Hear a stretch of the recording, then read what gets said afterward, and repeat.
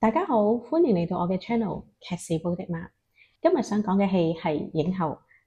講到影后咧，必須要講嘅就係佢卡士強勁，無論女主角多個嘅女主角都係有名啦，影后級啦、美女級啦、重量級啦、經驗級啦、經驗值一流啦嘅卡士強勁嘅一套戲。連男嘅角色都係有影帝、有鮮肉級、有豐富演員級。都係讓你目不暇給，跟住咧，連客串嘅都係你見慣見熟啊，好有名氣啊，知名度好高嘅演員嚟嘅。喺影后裏邊，你會見到好多熟悉嘅面孔，哪管只係出過幾幕嘅，都係一啲好有名嘅演員。就連導演啊，嚴藝文啊，都係有演過戲。如果你係熟悉台劇或者台灣電影嘅話咧，呢一套戲咧，絕對會帶俾我哋好大嘅親切感。咁講到題材啦，影后講嘅題材當然係講影后啦。咁咧睇影后嘅裏邊咧，嗰個圈子裏邊好多嘢都可以講嘅喎，好多話題嘅喎。譬如係女藝人嘅辛酸史啦，佢哋要面對嘅男性對女性嘅逼迫啦，或者女性要去付出啊，或者犧牲去為咗去博取一個機會啦。仲有咧就係影后級嘅人馬，原來去到最 top 嘅時候咧，都係會覺得自己比下去。有一啲已經係好有經驗嘅影后級，但係當佢去面對自己可能係下滑啦，嗰個事業走下坡啦，或者咧佢個狀態維持唔到，但有啲場景嘅戲佢一定要拍，但係拍唔到嘅時候，嗰種嘅失落、嗰種嘅緊張，呢啲嘅題材都會有嘅。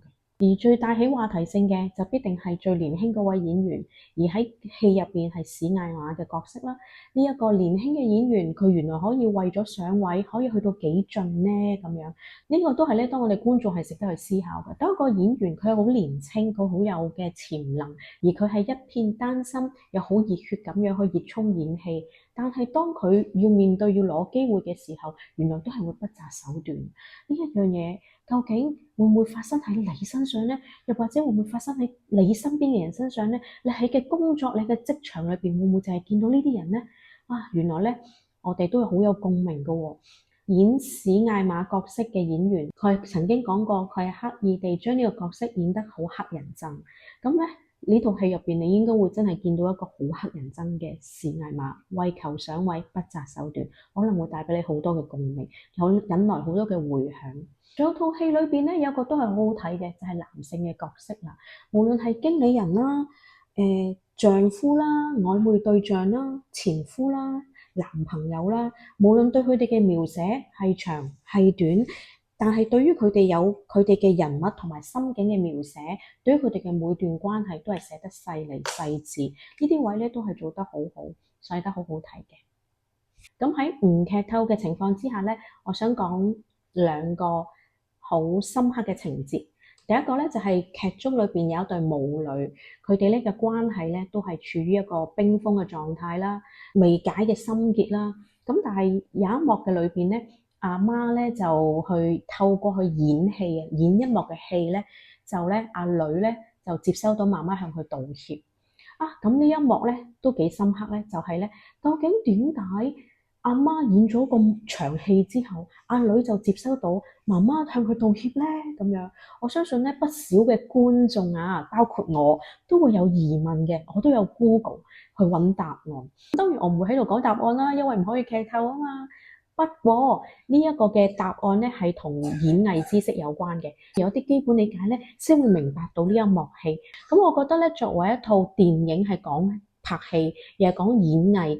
佢喺透過呢套劇咧，將我哋觀眾咧嗰個知識嘅提升啊，即係讓我哋長知識啊。我就會形容呢一個咧係嗰套劇一個嘅演藝人嘅責任，或者一套劇嘅責任。我覺得咧呢個係做得唔錯嘅。咁另一個好深刻嘅就係兩大女主角佢哋嘅關係嘅破裂啦。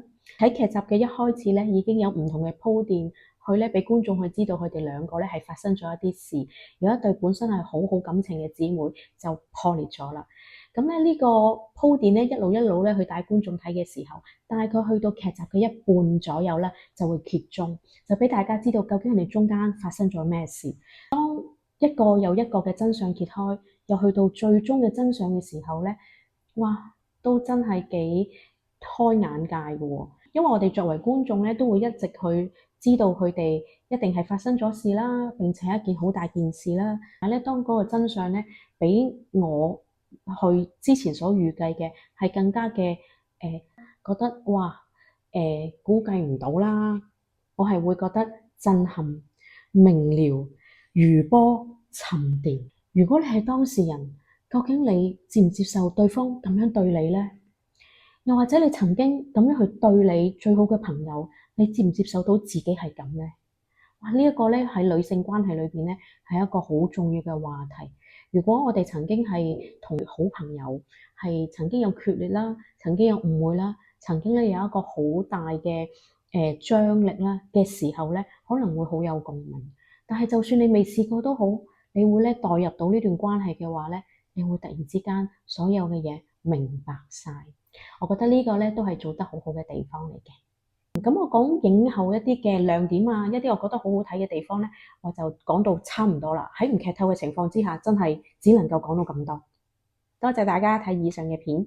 如果你對影後有任何嘅意見，又或者你聽完覺得你好想去睇，又或者聽完我唔想去睇，任何嘅嘢都歡迎你喺底下留言。咁今日就去到呢度啦，拜拜。